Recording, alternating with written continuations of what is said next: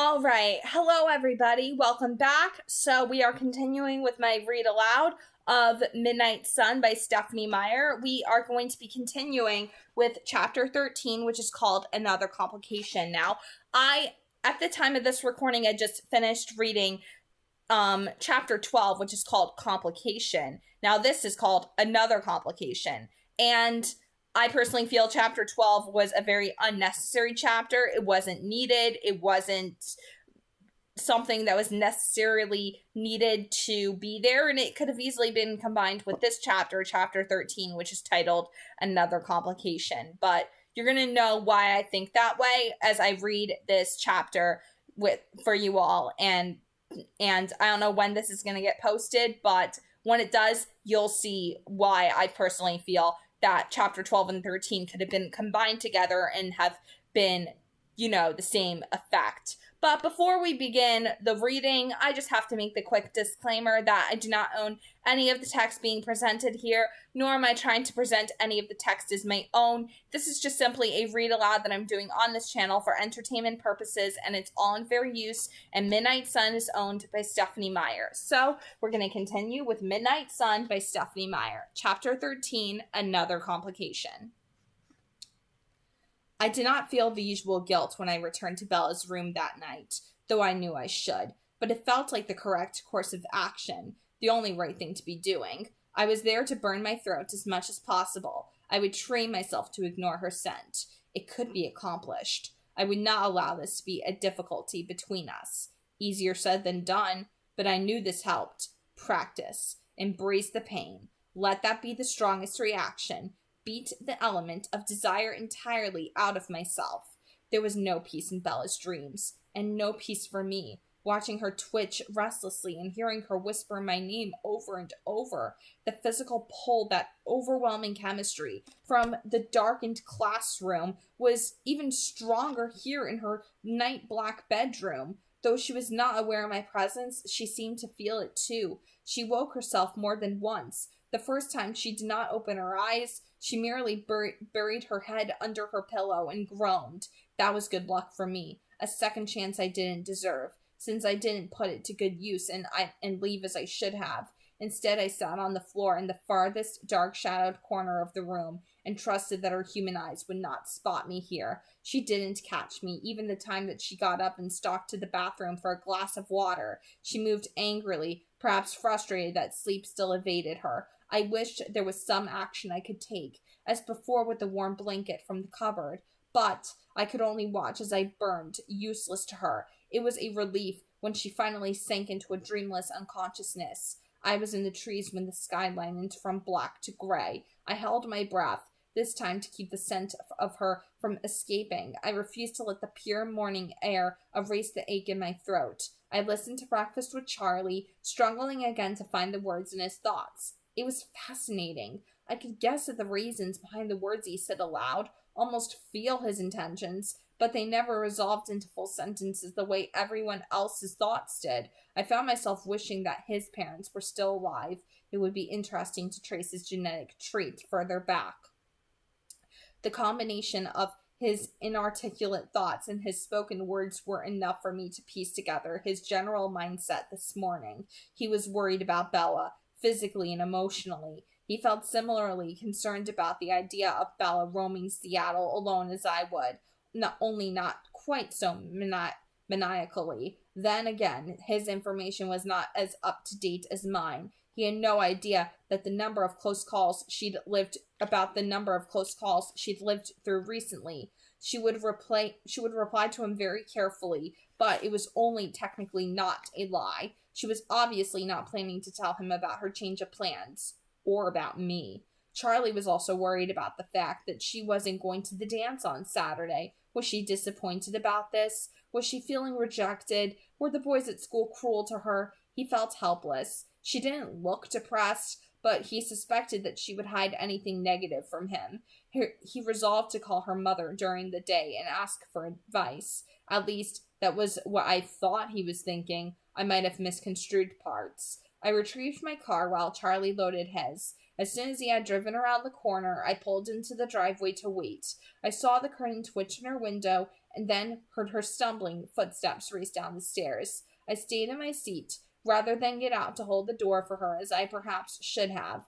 But I thought it was more important to watch. She never acted the way I expected, and I needed to be able to anticipate correctly. I needed to study her, to learn the ways she moved when left to her own devices, to try to anticipate her motivations. She hesitated a moment outside the car, then let herself in with a small smile. A little shy, I thought. She wore a dark coffee-colored turtleneck today. It was not tight, but still fitted closely to her shape, and I missed the ugly sweater. It was safer. This was supposed to be about her reactions, but I was abruptly overwhelmed with my own. I didn't know how I could feel so peaceful with everything that was hanging over both our heads, but being with her was an antidote to pain and anxiety. I took a deep breath through my nose, not every kind of pain, and smiled. Good morning. How are you today? The evidence of a restless night was obvious in her face. Her translucent skin hid nothing, but I knew she wouldn't complain. Good, thank you, she said with another smile. You look tired. She ducked, shaking her hair around her face in a move that seemed habitual. It obscured part of her left cheek. I couldn't sleep. I grinned at her. Neither could I. She laughed, and I absorbed the sound of her happiness. I guess that's right, she said. I suppose I slept just a little bit more than you did. I'd wager you did. She peered at me around her hair, eyes lit up in a way I recognized. Curious. So what did you do last night? I laughed quietly, glad I had an excuse not to lie to her. Not a chance. It's my day to ask questions. The little frown mark appeared between her eyebrows. Oh, that's right. What do you want to know? Her tone was slightly skeptical, as though she couldn't believe I had any real interest. She seemed to have no idea how curious I was. There were so many things I didn't know. I decided to start slow. What's your favorite color? She rolled her eyes, still doubting my interest level. It changes from day to day. What's your favorite color today? She thought for just a second. Probably brown. I assumed she was mocking me, and my tone shifted to match her sarcasm. Brown? Sure, she said, and then she was unexpectedly on the defensive. Perhaps I should have expected this. She never liked judgments. Brown is warm. I miss brown. Everything that's supposed to be brown. Tree trunks, rocks, dirt. It's all covered with squashy green stuff here. Her tone brought back the sound of her sleeping complaints the other night. Too green. Was this what she had meant? I stared at her, thinking how right she was. Honestly, looking into her eyes now, I realized that brown was my favorite too. I couldn't imagine any shade more beautiful. You're right, I told her. Brown is warm. She started to blush a little and unconsciously retreated deeper into her hair. Carefully bracing myself for any unexpected reaction, I swept her hair behind her shoulder so that I could have full access to her face again. The only reaction was a sudden increase in her heart rate. I turned into the school parking lot and parked in the spot next to my usual place. Rosalie had taken that. What music is in your CD player right now? I asked as I twisted the keys from the ignition. I'd never trusted myself that close to her while she'd slept, and the unknown teased me. Her head cocked to the side, and it seemed as though she was trying to remember. Oh, right, she said. It's Linkin Park, Hybrid Theory. Not what I was expecting. As I pulled the identical CD from my car's music cache, I tried to imagine what this album meant to her. It didn't seem to match any of her moods I'd seen, but then there was so much I didn't know. Debussy to this? I wondered. She stared at the cover, and I could not understand her expression. Which is your favorite song? She murmured, still looking at the cover art. With You, I think. I thought through all the lyrics quickly. Why that one? She smiled a little and shrugged. I'm not sure. Well, that didn't help much. Your favorite movie? She thought about her answer for a brief moment. I'm not sure I can pick just one. Favorite movies, then? She nodded as she climbed out of the car. Definitely Pride and Prejudice, the 6-hour one with Colin Firth, Vertigo, and Monty Python and the Holy Grail. There are more, but I'm blanking. Tell me when you think of them, I suggested as we walked toward her English class. While you consider that, tell me what your favorite scent is. Lavender, or maybe clean laundry. She'd been looking straight ahead, but suddenly her eyes cut over to me for a second, and a faint pink colored her cheek.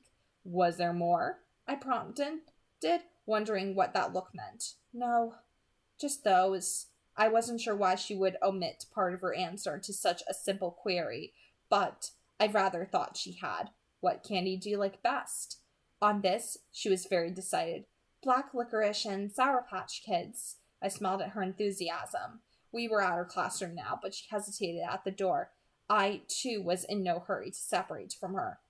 Where would you like to travel to most? I asked, assumed she was not going to tell me Comic-Con. She leaned her head to one side, her eyes narrowing in thought. Inside the classroom, Mr. Mason was clearing his throat to get the class's attention. She was about to be late. Think about it and give me your answer at lunch, I suggested. She grinned and reached for the door, then turned back to look at me. Her smile faded, and the V appeared between her eyes. I could have asked her what she was thinking, but that would have delayed her, possibly gotten her in trouble. And I thought I knew. At least I knew how I felt, laying the door closed between us. I forced myself to smile encouragingly. She darted inside as Mr. Mason started to lecture. I walked quickly to my own class, knowing I would spend the day ignoring everything around me. I was disappointed, though, because no one spoke to her in any way of her morning classes, so there was nothing new to learn. Just glimpses of her staring into space, her expression abstracted. The time dragged while I waited to see her again with my own eyes. When she left her trigonometry class, I was already in place, waiting for her. The other students stared and speculated, but Bella just hurried toward me with a smile. Beauty and the Beast, she announced, and The Empire Strikes Back. I know that's everyone's favorite, but she shrugged. For a good reason, I assured her. We fell into step. Already it felt natural to shorten my stride, to lower my head so it was closer to hers. Did you think about my travel question? Yes. I think Prince Edward Island, Anne of Green Gables, but I'd also like to see New York. I've never been to a big city that was mostly vertical, just sprawl places like LA and Phoenix. I'd like to try hailing a cab. She laughed. And then if I can go anywhere, I'd want to go to England, see all the stuff I've been reading about. This led toward my next avenue of inquiry, but I wanted to be thorough before I moved on. Tell me your favorite places that you've already been. I liked the Santa Monica Pier. My mom said Monterey was better, but we never did get that far up the coast. We mostly stayed in Arizona. We didn't have a lot of time for travel, and she didn't want to waste all of it in the car. She liked to visit places that were supposed to be haunted. Jerome, the Domes, pretty much any ghost town. We never saw any ghosts, but she said that was my fault. I was too skeptical. I scared them all away. She laughed again. She loves the paint fair. We go to the one in Gold Canyon every year. Well, I missed it this year, I guess. Once we saw the wild horses at the Salt River. That was cool. Where's the furthest place from home you've ever been? I asked, starting to become a little concerned. Here, I guess, she said. Farthest north from Phoenix, anyway. Farthest east, Albuquerque. But I was so young then I don't remember. Farthest west would probably be the beach in La Push. She went suddenly quiet. I wondered if she was thinking of her last visit to La Push and all that she had discovered there. We were in the cafeteria line at this point, and she quickly picked out what she wanted rather than waiting for me to buy one of everything. She was also swift to pay for herself. You've never left the country? I persisted once we reached our empty table. Part of me wondered if my sitting here had made it off limits forever. Not yet, she said cheerfully. Though she'd only had 17 years to explore, I still felt surprised and guilty. She'd seen so little, experienced such a meager amount of what life had to offer. It was impossible that she could truly know what she wanted now. Gattaca, she said, chewing a bite of apple with a thoughtful expression. She hadn't noticed my son mood shift. That was a good one. Have you seen it? Yes, I liked it too. What's your favorite movie? I shook my head and smiled. It's not your turn. Seriously, I'm so boring. You must be out of questions. It's my day, I reminded her, and I'm not at all bored. She pursed her lips as though she wanted to argue some more about my interest level, but then she smiled. I guessed she didn't really believe me, but I decided she would be fair about it. This was my day to ask questions. Tell me about books. You can't make me choose a favorite, she insisted almost fiercely. I won't. Tell me everything you like. Where do I start? Little Women. That was the first big book I read. I still read it pretty much every year. Everything Austen, though I'm not a huge fan of Emma. Austen I already knew, having seen her battered anthology the day she read outside, but I wondered at the exclusion. Why not? Ugh, she's so full of herself. I grinned, and she continued without prompting. Jane Eyre. I read that one. I read that one pretty often too. That's my idea of a heroine. Heroine. Everything by anything. Everything by any Bront. To Kill a Mockingbird, obviously. Fahrenheit 451. All the Chronicles of Narnia, but especially The Voyage of the Dawn Treader. Gone with the Wind, Douglas Adams and David Eddings, and Orson Scott Card and Robin McKinley. Did I already say Ella Montgomery? I assumed as much from your travel hopes. She nodded, then looked conflicted. Did you want more? I'm going on too much. Yes, I assured her. I want more. These aren't in any kind of order, she cautioned me. My mom had a bunch of Zane Grey paperbacks. Some of them were pretty good. Shakespeare, mostly the comedies. She grinned. See, out of order. Everything Agatha Christie, Anne McCaffrey's dragon books, and speaking of great dragons, Joe Walton's Tooth and Claw, The Princess Bride, pretty much better than the movie. She tapped her finger against her lips. There are a million more, but I'm blanking again. She looked a little stressed. That's enough for now. She'd done more exploring in fiction than in reality, and I was surprised she'd listed a book I'd not yet read. I would have to find a copy of Tooth and Claw.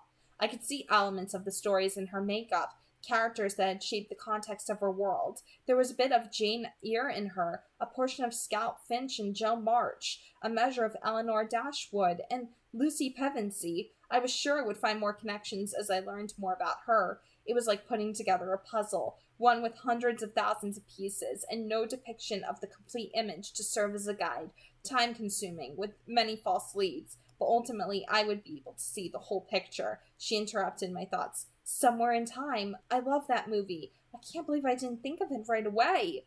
It wasn't one of my favorites. The idea that the two lovers could only be together in heaven after their deaths rubbed me the wrong way. I changed the subject.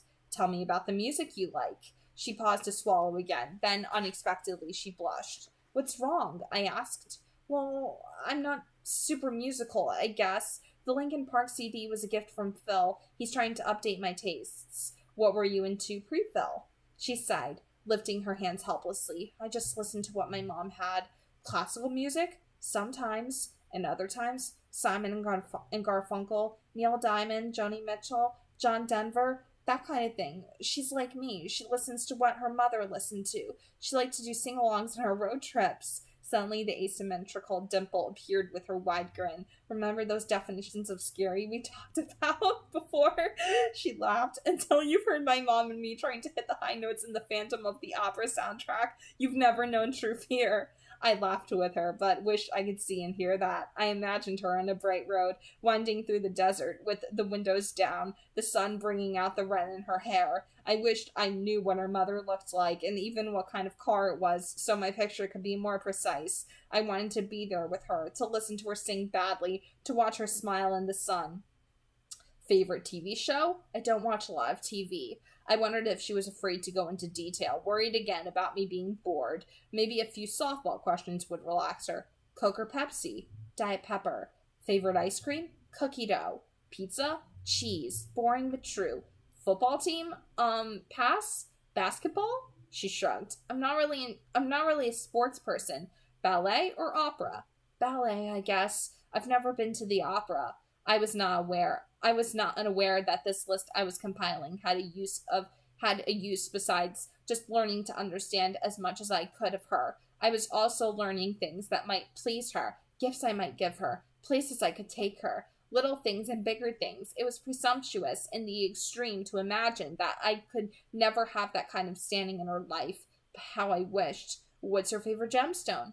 Topaz. She said this in a decided way, and then her eyes suddenly tightened and red flushed across her cheekbones. She'd done this before when I asked about scents. I'd let it go then, but not this time. I was sure the other unmet curiosity would torment me enough. Why does that make you embarrassed? I asked. Embarrassed? I wasn't sure I had the right emotion. She shook her head quickly, staring down at her hands. It's nothing. I'd like to understand. She shook her head again, still refusing to look at me. Please, Bella. Next question. Now I was desperate to know, frustrated. Tell me, I insisted, rudely. I felt ashamed at once. She didn't look up. She twisted a strand of her hair back and forth between her fingertips. Finally, she answered. It's the color of your eyes today, she admitted. I suppose if you asked me in 2 weeks, I'd say onyx, just as my favorite color was now a deep chocolate brown. Her shoulders had slumped, and suddenly I recognized her posture. It was just the same as yesterday, when she'd hesitated to answer my question about whether she believed she cared more for me than I did for her.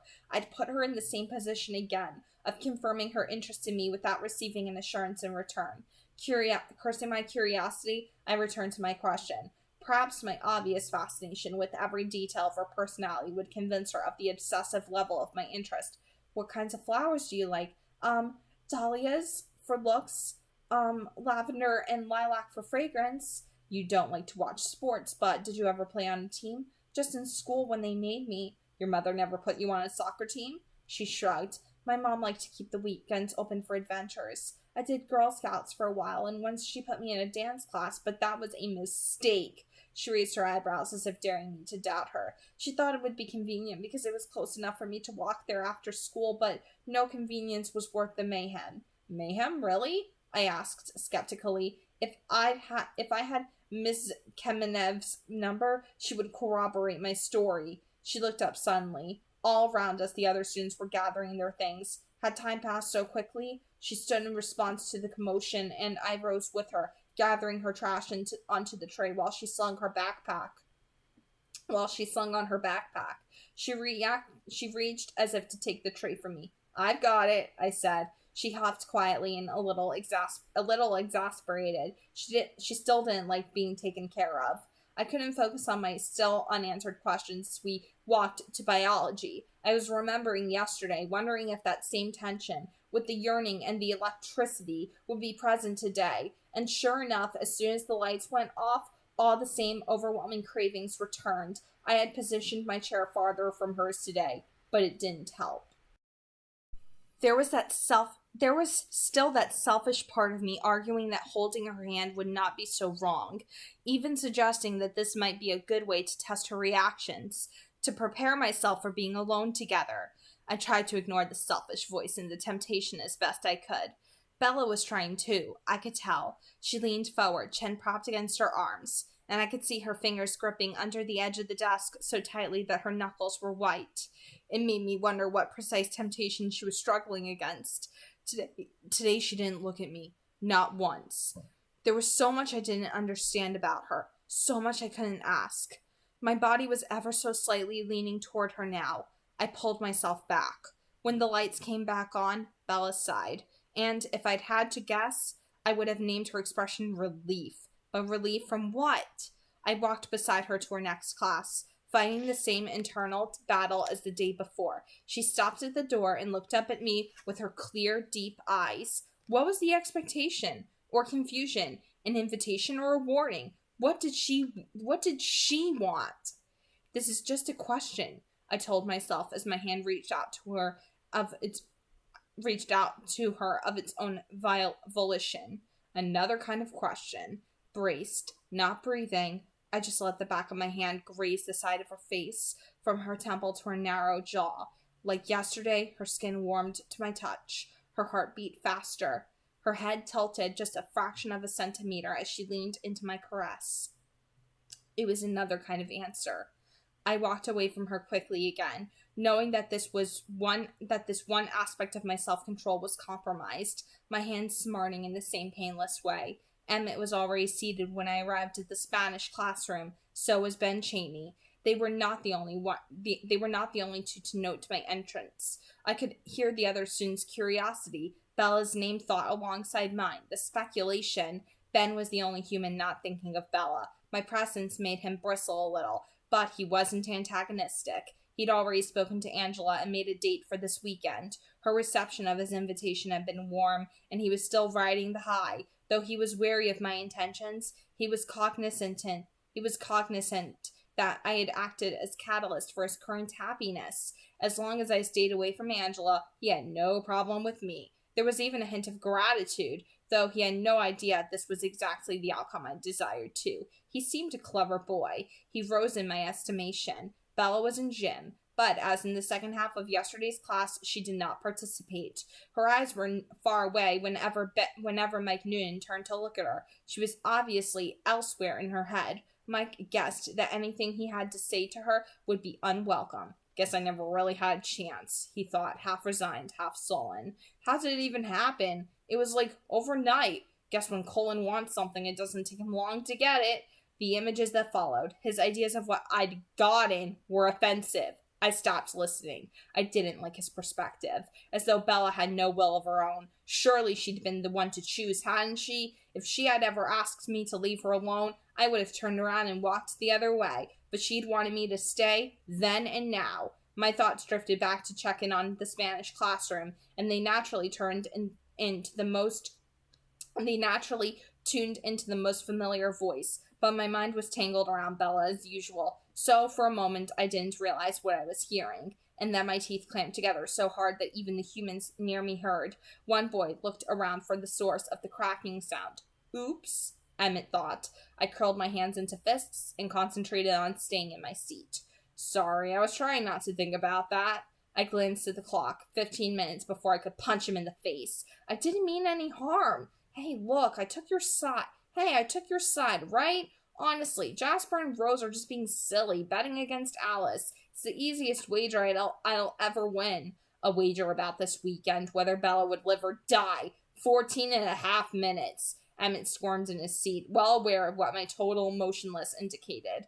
Come on, Ed. You know it wasn't serious. Anyway, it's not even about the girl. You know better than I do whatever's going on with Rose. Something between you two, I guess. She's still mad, and she wouldn't admit for all the world that she's actually rooting for you. He always gave Rosalie the benefit of the doubt, and though I knew that I was just the opposite, I never gave her the benefit of the doubt. I didn't think he was right this time. Rosalie would be pleased to see me fail in this. She would be happy to see Bella's poor choices receive what she considered their just reward, and then she'd still be jealous as Bella's soul escaped to whatever waited beyond.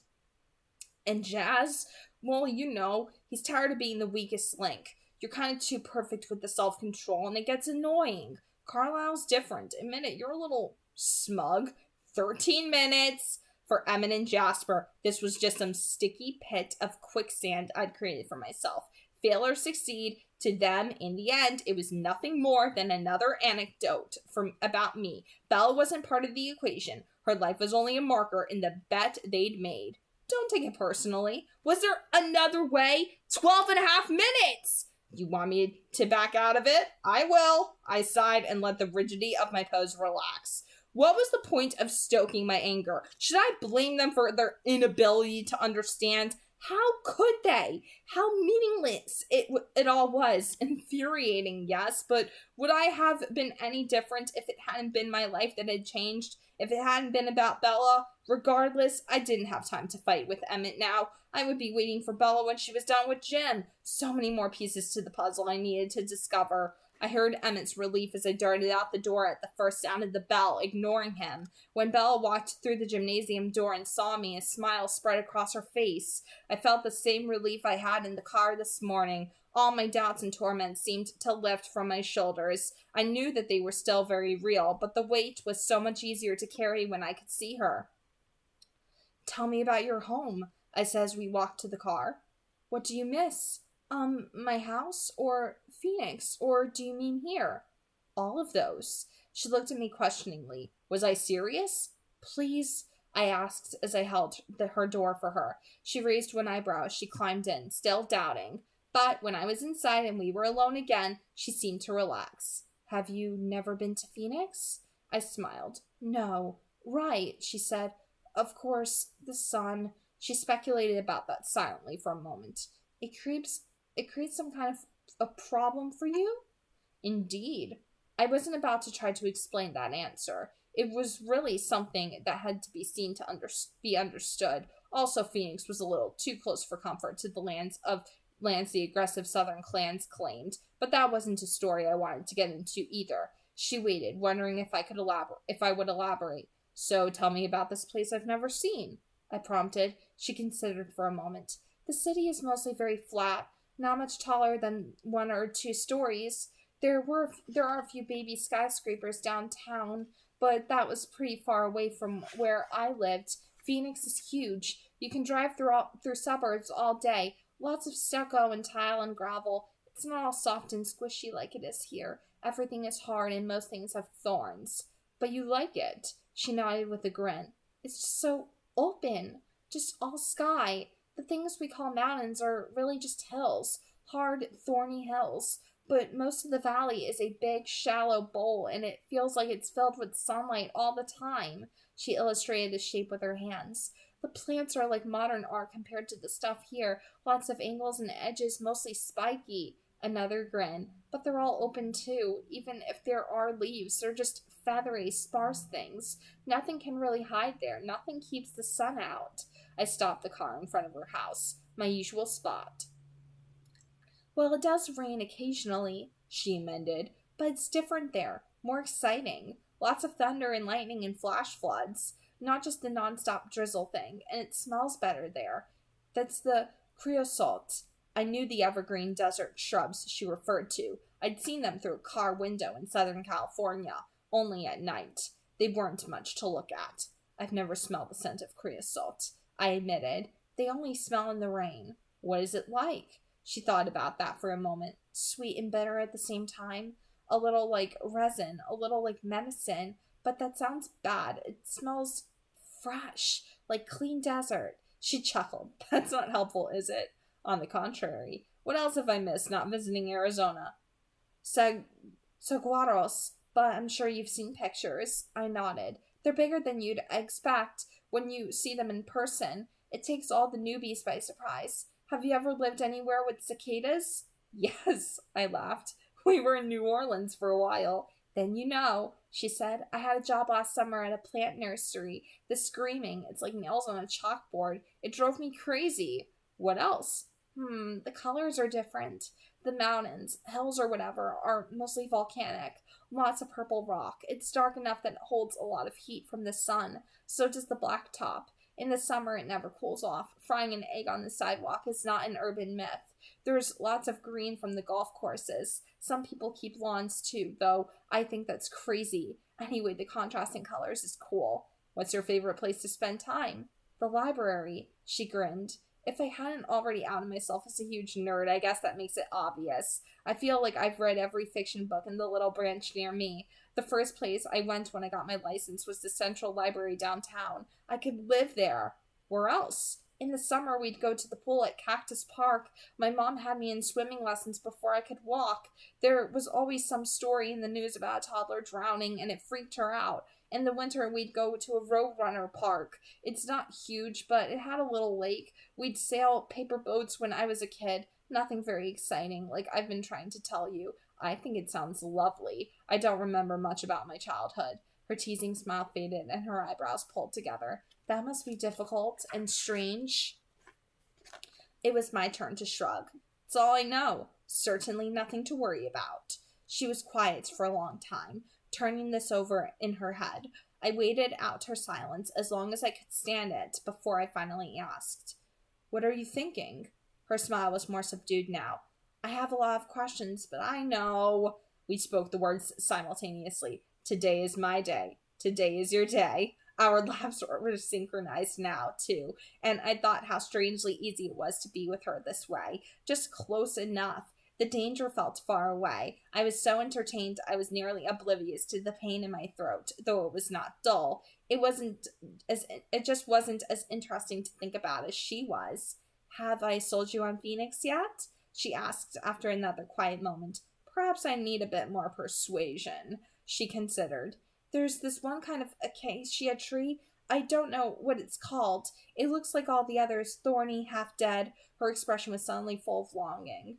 "But in the springtime, it has these yellow, fuzzy blossoms that look like pom-poms." She demonstrated the size, pretending to hold a blossom between her thumb and index finger. "They smell amazing, like nothing else. Really faint, delicate. You'll get a sudden hint of them in the breeze and then it's gone. I should have included them with my favorite scents. I wish someone would make a candle or something. And then the sunsets are incredible," she continued, switching subjects abruptly. "Seriously, you'll never see anything close here." She thought for another moment. "Even in the middle of the day, though, the sky, that's the main thing. It's not blue like the sky here, when you can even see it here. It's brighter, paler. Sometimes it's almost white. And it's everywhere. She emphasized her words with her hand, tracing an arc over her head. There's so much more sky there. If you get away from the lights of the city a little bit, you can see a million stars. She smiled a wistful smile. You really ought to check it out sometime. It's beautiful to you. She nodded. It's not for everybody, I guess. She paused, thoughtful, but I could see that there was more, so I let her think. I like the minimalism, she decided. It's an honest sort of place. It doesn't hide anything. I thought of everything that was hidden from her here, and I wondered if her words meant that she was aware of this, of the invisible darkness gathered around her, but she stared at me with no judgment in her eyes. She didn't add anything more, and I thought by the way she was tucking her chin just slightly, she might again be feeling like she was talking too much. You must miss it a great deal, I prompted. Her expression didn't cloud over the way I half expected. I did at first, but now, I guess I'm used to it here. She smiled as though she was more than simply resigned to the forest in the rain. Tell me about your home there. She shrugged. It's nothing unusual. Stucco and tile, like I said. 1 story, 3 bedrooms, 2 baths. I miss my little bathroom most. Sharing with Charlie is stressful. Gravel and cactus outside. Everything inside is vintage 70s. Wood paneling, linoleum, shag carpet, mustard formica counters. The works. My mom's not big on renovations. She claims the dated stuff has character. What is your bedroom like? Her expression made me wonder if there was a joke I wasn't getting. Now or when I lived there? Now? I think it's a yoga studio or something. My stuff is in the garage. I stared, surprised. What will you do when you go back? She didn't seem concerned. We'll shove the bed back in somehow. Wasn't there a 3rd bedroom?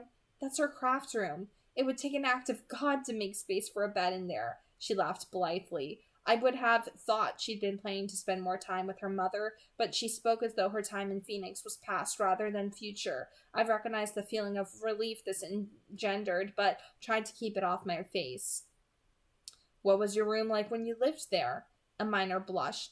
Messy. I'm not the most organized. Tell me about it. Again she gave me the you must be kidding look, but when I didn't retract, she complied, mimicking the shapes with her hands.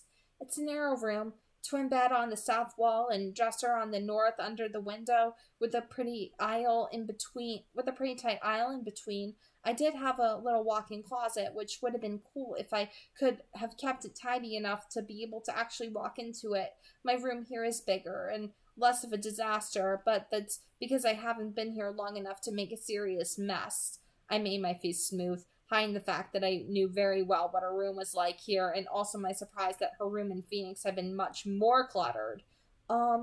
She looked to see if I wanted more, and I nodded to encourage her. The ceiling fan is broken, just the light works, so I had a big noisy fan on top of the dresser. It sounds like a wind tunnel in the summer, but it's a lot better for sleep than the rain here.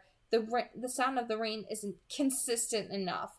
The thought of rain had me glancing at the sky, and then being shocked by the dimness of the light. I couldn't understand the way time bent and compressed when I was with her. How was our allotment up already? She misunderstood my preoccupation.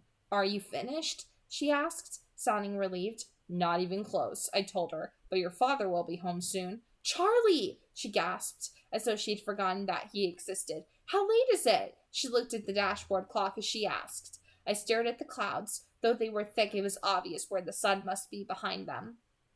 It's twilight, I said, the time when vampires came out to play, when we never had to fear that a shifting cloud might cause us trouble, when we could enjoy the last remnants of light in the sky without worrying that we would be exposed. I looked down to find her staring curiously at me, hearing more in my tone than just the words I'd spoken. It's the safest time of day for us, I explained. The easiest time, but also the saddest in a way. The end of another day, the return of the night. So many years of night. I tried to shake off the heaviness in my voice. Darkness is so predictable, don't you think? I like the night, she said, contrary as usual. Without the dark, we'd never see the stars. A frown rearranged her features.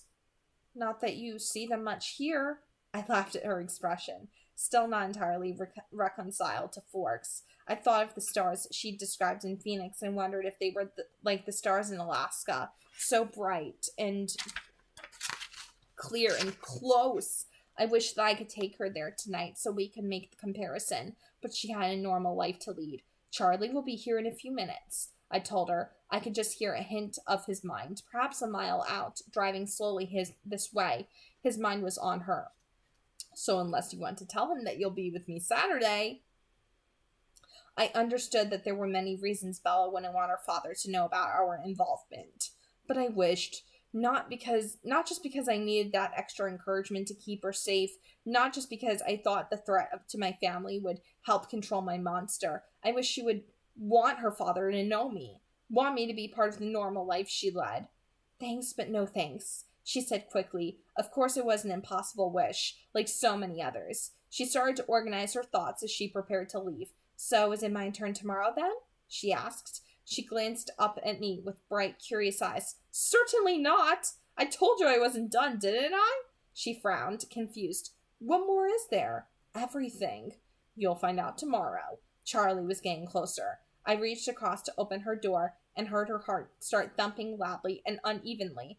Our eyes met, and it seemed like an invitation again. Could I be allowed to touch her face just one more time? And then I froze my hand on the door handle. Another car was headed to the corner. It was not Charlie's. He was still 2 streets up, so I'd paid little attention to these unfamiliar thoughts heading, I assumed, to one of the other houses on the street. But one word caught my attention now. Vampires. Ought to be safe enough for the boy. No reason to run into any vampires here, the mind thought. Even if this is neutral territory, I hope I was right to bring him into town. What were the odds? Not good, I breathed. What is it? She asked, anxious as she processed the change in my face. There was nothing I could do now. What rotten luck. Another complication, I admitted. The car turned onto the short street, heading directly for Charlie's house. As the headlights lit up my car, I heard a young, enthusiastic reaction from the other mind inside the old Ford Tempo. Wow, is that an S60R? I've never seen one in real life before. Cool. Wonder who drives one of those around here. Custom painted aftermarket from Splinter. Semi-slicks. That thing must tear the road up. I need to look at the exhaust. I didn't concentrate on the boy, though I'm sure I would have enjoyed the knowledgeable interest another day. I opened her door, throwing it wider than necessary. Then I jerked away, leaning forward toward the oncoming lights, waiting. Charlie's around the corner, I warned her. She jumped quickly out into the rain, but there wasn't any time for her to get inside before they saw us together. She slammed the door, but then hesitated there, staring at the oncoming vehicle. The car parked facing mine, its headlights shining directly into my car. And suddenly, the older man's thoughts were screaming with shock and fear. Cold one! Vampire! Cullen! I stared out the windshield, meeting his gaze. There was no way I would find any resemblance to his grandfather. I'd never seen Ephraim in his human form, but this would be Billy Black, no doubt with his son Jacob. As if to confirm my assumptions, the boy leaned forward with a smile. Oh, it's Bella! A small part of me noted that yes, she had definitely done some damage during her snooping in La Push, but I was mostly focused on the father, the one who knew. He was correct before. This was neutral territory. I had as much right to be here as he did, and he knew that. I could see it in the timing of his framed, angry face, the clenching of his jaw. What is it doing here? What should I do? We'd been in Forks for 2 years. No one had been harmed, but his horror couldn't have been stronger if we'd been slaughtering a new victim every day. I glared at him, my lips pulling back just slightly from my teeth in an automatic response to his hostility. It would not be helpful to antagonize him, though. Carlisle would be displeased if I did something to worry the old man. I could only hope that he adhered to our treaty better than his son had. I peeled out, the boy appreciating the sound of my tires, only street legal by the smallest degree, as they squealed against the wet pavement. He turned to analyze the car's exhaust as I drove away. I passed Charlie as I went around the next corner, slowing automatically as he noted my speed with a businesslike frown. He continued home, and I could hear the muffled surprise in his thoughts, wordless but clear, as he took in the car waiting in front of his house. He forgot all about the silver Volvo that had been speeding. I stopped 2 streets up and left my car parked unobtrusively beside the forest between 2 wide-spaced lots. In seconds, I was soaking wet. hiding in the thick branches of the spruce that overlooked her backyard, the same place I'd hidden on that first sunny day. It was hard to follow Charlie. I didn't hear anything worrisome in his vague thoughts, just enthusiasm. He must have been happy to see his visitors. Nothing had been said to upset him. Yet. Billy's head was a seething mass of questions as Charlie greeted him and ushered him inside. As far as I could tell, Billy hadn't made any decisions. I was glad to hear thoughts of the treaty mixed in with his agitation. Hopefully that would tie his tongue. The boy followed Bella as she escaped to the kitchen. His infatuation was clear in his every thought, but it was not hard to listen to his mind, the way it was with Mike Newton or her other admirers. There was something very engaging about Jacob Black's mind, pure and open. It reminded me a bit of Angela's, only not so demure. I felt suddenly sorry that this particular boy was born my enemy. His was the rare kind of mind that was easy to be inside, restful almost. In the front room, Charlie had noticed Billy's abstraction, but did not ask. There was some strain between them, an old disagreement from long ago. Jacob was asking Bella about me. Once he heard my name, he laughed. Guess that explains it then, he said. I wondered why my dad was acting so strange. That's right, Bella responded with overdone innocence. He doesn't like the Cullens. Superstitious old man, the boy muttered. Yes, we should have foreseen that it would be this way. Of course the young members of the tribe would see their history as myth, embarrassing, humorous, even more so because the elder members took it so seriously. They rejoined their fathers in the front room. Bella's eyes were always on Billy while he and Charlie watched television. It looked as if, like me, she was waiting for a breach. None came. The Blacks left before it was very late. It was a school night, after all. I followed them on foot back to the boundary line between our territories, just to be sure that Billy didn't ask his son to turn around, but his thoughts were still confused. There were names I didn't know, people he could consult with tonight. Even as he continued to panic, he knew what the other elders would say. Seeing a vampire face to face had unsettled him, but it changed nothing. As they drove past the point where I could hear them, I felt fairly sure that there was no new danger. Billy would follow the rules. What choice did he have? If we broke the treaty, there was nothing the old man could actually do about it. They'd lost their teeth. If they broke the treaty, well, we were even stronger than before. 7 instead of 5. Surely that would make them careful. Though Carlisle would never allow us to enforce the treaty that way. Instead of heading directly back to Bella's house, I decided to make a detour to the hospital. My father had a late shift tonight. I could hear his thoughts in the emergency ward. He was examining a delivery truck driver from Olympia with a deep puncture wound in his hand. I walked into the lobby, recognizing Jenny Austin at the desk. She was preoccupied with the call from her teenage daughter and barely acknowledged my wave as I passed her. I didn't want to interrupt, so I just walked past the curtain Carlisle was hidden behind and then continued on to his office. He would recognize the sound of my footsteps, unaccompanied by a heartbeat, and then my scent. He would know I wanted to see him and that it wasn't an emergency. He joined me in his office only moments later. Edward, is everything all right? Yes. I just wanted you to know right away. Billy Black saw me at Bella's house tonight. He said nothing to Charlie, but... Carlisle said. We've been here so long. It would be unfortunate if tensions arose again. It's probably nothing. He just wasn't prepared to be 2 yards away from a cold one. The others will talk him down. After all, what can they do about it? Carlisle frowned. You shouldn't think of it that way. They've lost their protectors. They are in no danger from us. No, of course not. He shook his head slowly, puzzling about the best course of action. There didn't seem to be one, other than ignoring this unlucky encounter. I'd already come to the same conclusion. Will you be coming home soon?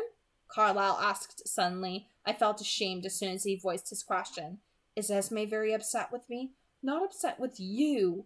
About you. Yes. She worries. She misses you.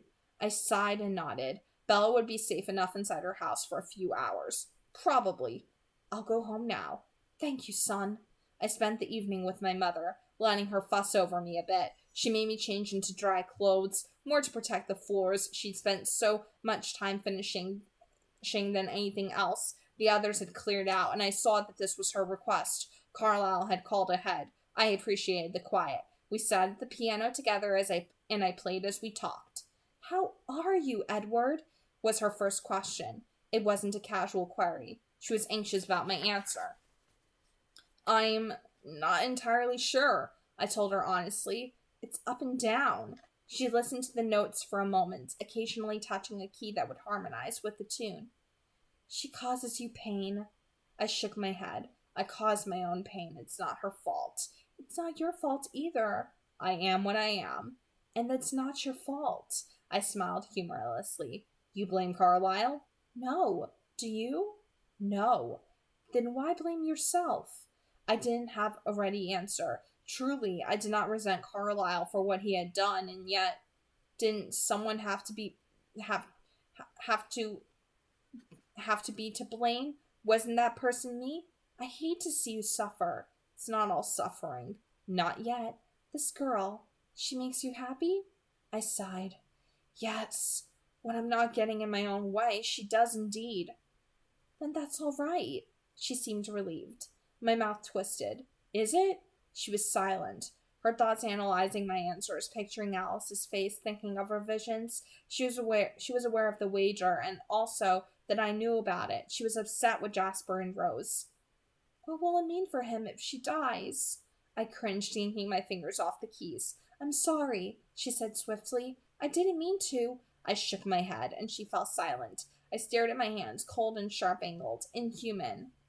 I don't know how, I whispered. How I move past that. I can't see anything. Nothing past that. She put her arms around my shoulders, lacing her fingers together into a tight knot. That's not going to happen. I know it won't.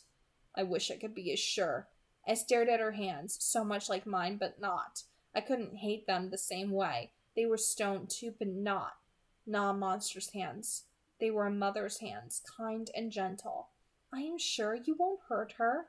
So you've placed your money with Alice and Emmett, I see. She unlaced her fingers to smack me lightly on the shoulder. This is not a joking matter. No, it isn't. But when Jasper and Rosalie lose, I won't be angry if Emmett rubs it in a little bit. I doubt he'll disappoint you there. Nor will you disappoint me, Edward. Oh, my son, how I do love you. When the hard part is over, I'm going to be very happy, you know. I think I will love this girl.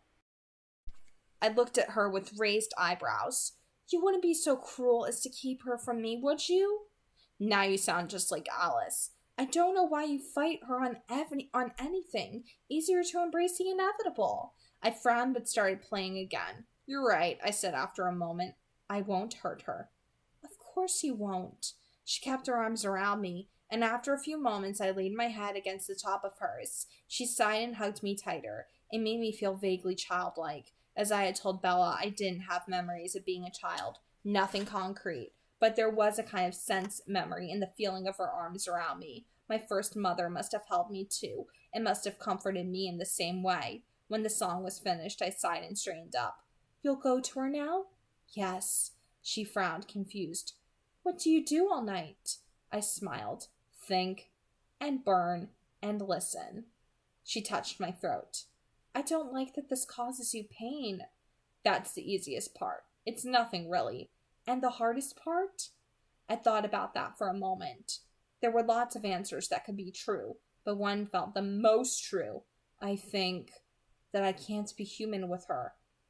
That the best version is the one that is impossible. Her eyebrows pulled together. Everything will be all right, Esme. It was so easy for me to lie to her. I was the only one who could ever lie in this house. Yes, it will be. She couldn't be in better hands. I laughed, again without humor. But I would try to prove my mother right. You see, that's why I feel Chapter 13 and Chapter 12 easily could have been combined into two. Because this chapter, this was a nice one. Sure, it was a filler, but it was kind of a necessary one because this provided some stuff about Bella, some of her, interests and things like that we didn't get a chance to see in the first Twilight. We didn't know what CD she was listening to in that CD player, but of course, it's revealed in this book that it's Hybrid Theory, Linkin Park, which is one of my favorite Linkin Park albums. Oh my god, Bella and I, we have something in common. We have similar taste. Yeah, thank God for that.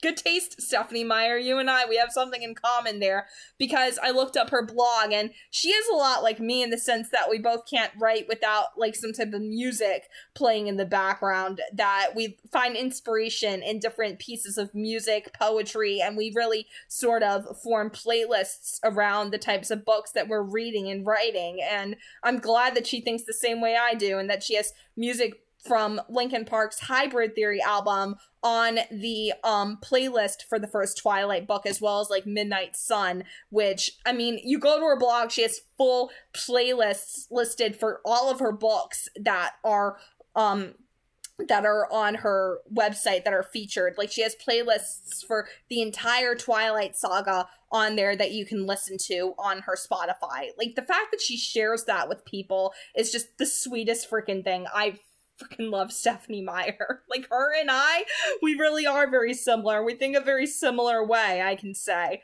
So, yeah, definitely she and I, we do think alike. We definitely think alike. But this was a chapter that I did love, because even though it was a filler, I felt like I was like learning more things about Bella. Like, you see the list of like all her favorite movies, and she lists Beauty and the Beast. The Disney animated version is one of her favorite films, and that's so ironic, because I found like a piece of fan fiction for Twilight where it's mentioned that her favorite Disney classic movie is Beauty and the Beast, and it's like, how the heck did you know that? Was it because you read like the leaks and stuff like that came out about Midnight Sun? Because I know for a fact that this book, or at least like rough drafts of it, got leaked by somebody at the time, and that's why Stephenie Meyer put off releasing it for so long, because she was unsure if people would even want to read about Edward's point of view. But I think the amount of fan fiction that is out there for Twilight, with people being curious as to what is going on in Edward's head, I think that gives a very good contrary to Stephenie Meyer's argument that fans wouldn't be so interested in reading about Edward, when in fact fans have written fan fiction about it for years, even before she officially released Midnight Sun to the public in the year of 2020. I mean, I found fan fiction series of people, you know, continuing the story of Midnight Sun through New Moon, through Eclipse, through Breaking Dawn, calling them things like Edward's Eclipse, Edward's Breaking Dawn. Like, seriously. Stephenie Meyer, did you seriously doubt that people would be interested in reading from Edward's perspective? Why did you have doubts when your fans, when the people that truly love Edward and Bella are so damn interested in it and so invested and wanted it so badly? Like, I mean, that thing got leaked for a reason by somebody, okay? It got leaked for a reason, because clearly people were desperate. But I also like this because I found like a lot of commonalities that I have with Bella. Like, sure, Fahrenheit 451 is one of my personal favorite books as well, because, well, I did the play when I was in college. I did it in my final year of community college. I did Fahrenheit 451, and that was 2 years ago, right before the pandemic shut down the entire world. And this spring will be marking 3 years since I've done Fahrenheit 451 in community college. And that was like one of my favorite science fiction related plays, books that I've ever read. Right up there with Ready Player One. Ready Player One is another really good sci-fi story that I would recommend to basically anybody. And the fact that Bella and I have so many things in common, like the fact that she even likes the Star Wars movie The Empire Strikes Back, like the fact that she even finds time to enjoy science fiction and action movies, even though it doesn't seem like something she'd enjoy, the fact that she seems to enjoy mostly like Shakespearean movies and romance, she still finds some way, somehow, to appreciate movies in the Star Wars series of films. And that's pretty damn incredible to me, that she, you know, is just open to trying everything in literature, all the classics. And I love that about her. I truly, truly love that about Bella. And I felt like I learned so much more about her just reading this chapter. And the fact that it ended in such a sweet way with Edward and Esme having that moment, and Esme like having so much faith in Edward that he won't hurt her in any way at all whatsoever. The fact that she has so much faith in him in general is just, man, Esme is such a selflessly good woman. Like, she is a true mom, and who wouldn't want Esme Cullen as their mom? Like, I'm telling you, who wouldn't want to have her as a mother? Because, like, I don't care at all whatsoever. But here's what I find interesting about this, is that Edward found Jacob Black's head a relatively easy place to be in, at least in this book and in the first Twilight at the very least. Like, he described Jacob's thoughts as pure when he thought about Bella, but of course we know that's not going to last forever, okay? We know that's not going to last. By the time New Moon comes around, Jacob's going to turn into an asshole. He's going to start thinking of her in ways of her being like an object to him. He's going to only see her for the shallow, superficial reasoning of wanting to keep her human and keeping like her looks the same way, her scent the same way.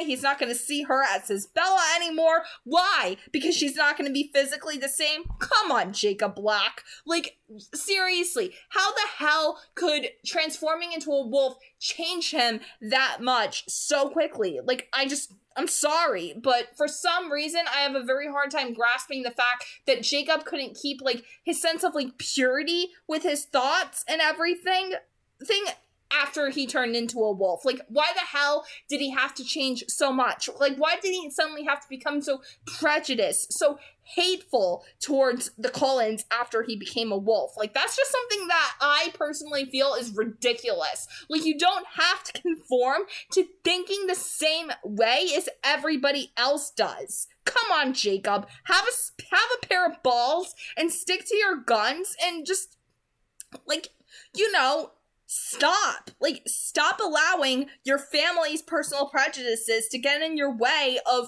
being able to be close to somebody that's different from you. I mean, clearly Seth Clearwater understands that just as well, and we're not even there yet. But Jacob's gonna come back around by the time Breaking Dawn rolls around, so that I know, that I can be at peace with, but at the same time, it's just like, oh man, the fact that he at one point had like the purest of thoughts towards Bella, and the fact that he changed so much, I mean, that's just something that I have a very hard time reconciling. And the fact that Stephenie Meyer even says in Eclipse that Jacob doesn't have a fatal flaw, I'm like, what are you talking about?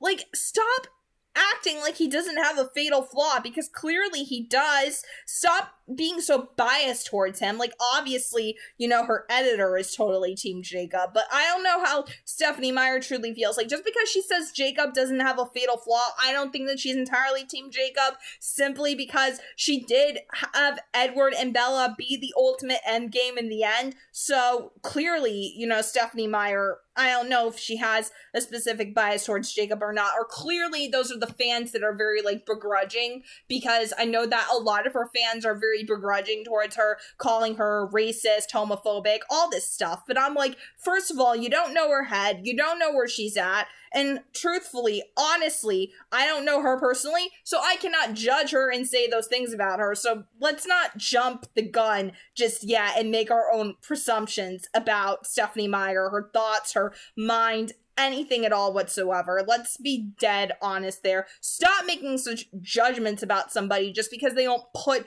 something into a piece of literature that you personally want to see. Just because there's not a specific element to the story with representation, that doesn't mean that it's necessarily a bad story. Like, you don't need to forcefully put representation of something into a book in order to make a good story. You know what I mean? Like, that's personally something that I'm very frustrated with, but, you know, just because something has representation of a certain, like minority group, that doesn't necessarily mean that it's automatically a good story. You know what I mean? Like, that is what drives me kind of crazy about the Twilight fan base and how it, like, reacts to Stephenie Meyer and the way how she writes stuff. It's just weird to me. It really is. It's weird. But But getting that little rant out of the way, I actually really did enjoy this chapter a lot more than I enjoyed chapter 12. And that's why I firmly believe chapter 12 and chapter 13 should have been combined into one solid chapter altogether, because you could have cut and condensed so much down and combine them both together, and it would have taken up a lot less time. But personally, like, that's just my opinion there. But you can let me know what your thoughts are in the comments down below, and let me know what you think of this reading as a whole, and we'll continue soon enough with chapter 14, which is called Closer, which I'm sure we'll continue to enjoy, which will be really fun to read as we get closer and closer to the moment where Edward steps into the sun for the first time, and we'll be seeing that from his point of view. So if you happen to be brand new, be sure to subscribe to the channel. Also be sure to leave a like on the video, comment down below what your thoughts and opinions are on the reading, and I will see you all with chapter 14, which is called Closer. So God bless, happy viewing, and have a nice day, everyone. See ya!